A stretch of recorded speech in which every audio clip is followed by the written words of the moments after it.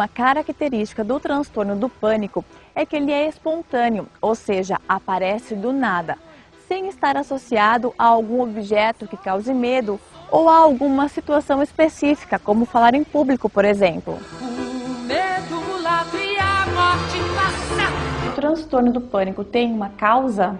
Então, a causa ainda não é 100% definida, não tem pontualmente uma origem, é multifatorial. Então, é genética ou por fatores psicodinâmicos, é uma rotina que justifique a pessoa desencadear, uma história de vida que leve a pessoa a ter, e alteração neuroquímica. Então, a gente vê muito característico crianças que têm um perfil ansioso, têm ansiedade de separação, que são muito medrosas, são muito tímidas. Elas podem, ou até muito ansiosas, no futuro vir a desenvolver. Mas não é uma condição sine qua non. Por conta disso, elas vão desenvolver, mas pode ser. Ou até mesmo por espelhamento. Então, mães ou pais, se ela tiver esse espelhamento quando pequena, ela pode desenvolver. E tem estudos que mostram que tem a genética. Então, se tem uma gama maior de familiares que apresentam, o risco da pessoa ter é maior. O indivíduo reconhece o mundo à sua volta como um ambiente mais perigoso do que na verdade ele é. Todos os sintomas físicos que o pânico produz são naturais, por isso eles não matam, não enlouquecem e não fazem com que a pessoa perca o controle. São sensações naturais que os nossos ancestrais das cavernas já sentiam diante de situações realmente perigosas, porque a vida deles era muito perigosa, né? Se nós decodificarmos o mundo à nossa volta como algo mais arriscado, mais perigoso do que realmente é, provavelmente eu vou produzir pensamentos de ansiedade e posso, então, estar mais pronta para produzir um conjunto de sintomas que reflita esse perigo. A diferença é se o perigo é real ou imaginário. Em que setores da sua vida você acha que o pânico te paralisa? Lugares muito cheios de gente, tipo um shopping, um barzinho muito cheio de... Eu não fico em lugares que... Não ficava, né? Fico em lugares que tinha muita gente, aquilo começava a me dar desespero. O coração parece que ia sair pela boca, aquele total medo de ficar naquele lugar, achando que iam me sufocar. Falta de ar. A primeira coisa que me dava era falta de ar. Parece que não tinha ar suficiente para mim e para todas aquelas pessoas ali. Me dava um total desespero. A questão da respiração é importante? É importante sim, porque a base do transtorno de pânico é a ansiedade, um nível elevado de ansiedade. Normalmente o indivíduo que tem ansiedade, ele respira muito mal, ele respira curto, então ele oxigena muito mal o seu organismo e dificulta o relaxamento. E com muita tensão, os meus pensamentos têm dificuldade de fluir. Portanto, a respiração é um fator bem importante.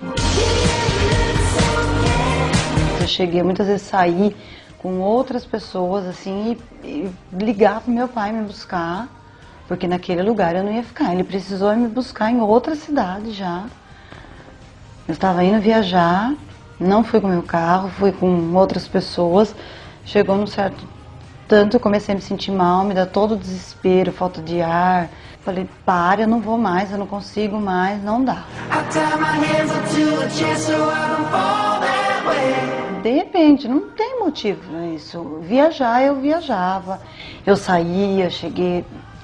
Não, de viajar e passear, eu não sei como foi que aconteceu. Porque eu comecei, de repente, a não querer mais a lugar nenhum, não querer mais sair, medo, eu tinha medo de todos os lugares.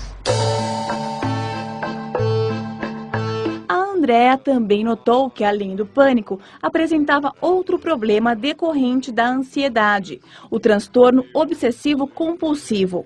Ela tinha o hábito de checar várias e várias vezes se não havia nenhuma ameaça embaixo da cama ou atrás das portas. O tratamento com terapia e remédios ajudou a controlar o toque.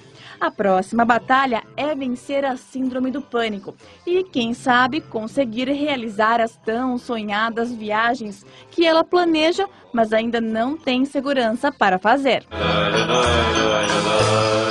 E você foi procurar tratamento quando?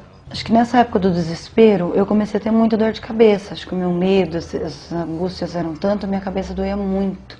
Eu não saía do hospital tomando muita injeção, remédio, ninguém nunca descobriu o que era. Fazia exames e não dava nada. Mas não tinha nada, né? Não tinha nada. Então, com isso, não tem nada. Muitos médicos falaram, não é nada. Já chegaram até a falar. Meus pais, não tem nada.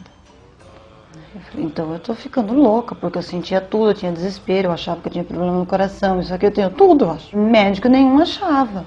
Até que um dia me falaram de procurar um médico, meus pais que conheciam, meus pais me levaram, e ele então falou que ele achava que era uma depressão, que era síndrome do pânico, para eu procurar um psiquiatra. Meus pais, aí eu falei, eu tô ficando louca de vez mesmo. Quando as pessoas falam psiquiatra, tem aquela aura da loucura, um certo preconceito, não tem? Você tinha isso? Tinha. Eu tinha até medo, né, de falar para as pessoas, você tá indo no médico, tá melhor? E dizer que médico eu tava indo. E como eu comecei a ver que não tinha nada disso, eu comecei a entender o que é que eu tinha, daí eu não tinha mais vergonha, não tinha preconceito de falar que era um psiquiatra que estava indo. Então, para dizer para as pessoas que não adianta, né, que você tem que procurar ajuda, porque se eu não tivesse procurado ajuda, não tivesse entendido o que era, acho que eu teria ficado louca mesmo. E você faz o tratamento com remédios e com terapia? Isso, os dois. E os dois juntos te ajudam bastante? Me ajudam bastante, muito, me ajudaram muito. Como que é o tratamento para o transtorno de pânico? Então, o tratamento a gente divide em 2 etapas. A primeira etapa é a medicamentosa. Então, a gente entra com medicamento antidepressivo e ansiolítico. Isso dura mais ou menos um mês e pouquinho, a pessoa tem uma resposta muito boa à medicação. E a gente tem que tomar cuidado que o antidepressivo é o que vai tratar. Então, tem que saber que o antidepressivo leva de 10 a 20 dias para funcionar e que a gente só entra com um ansiolítico para ajudar a melhorar o sintoma, né, que é muito ruim você sentir isso tudo. Então, o ansiolítico ele diminui essa sensação de impotência, de medo, de falta de ar, de tremor, de pânico mesmo, efetivamente. Então, essa é a primeira fase. A segunda fase, a pessoa tem que entender que o pânico não é só uma questão química, que depende muito do jeito dela pensar, que eu tenho que saber o que esses sintomas representam para mim, né? Por que eu estou tendo essa crise de ansiedade, o que ele está me dizendo, né? Por que eu estou com essa ansiedade? Daí a psicoterapia é fundamental para o tratamento. Terceiro mundo, um sorriso assustado, mamãe desesperada, um pai mal pago, operário imundo, reuniões oficiais escurecendo outras salas, onde a tortura fascista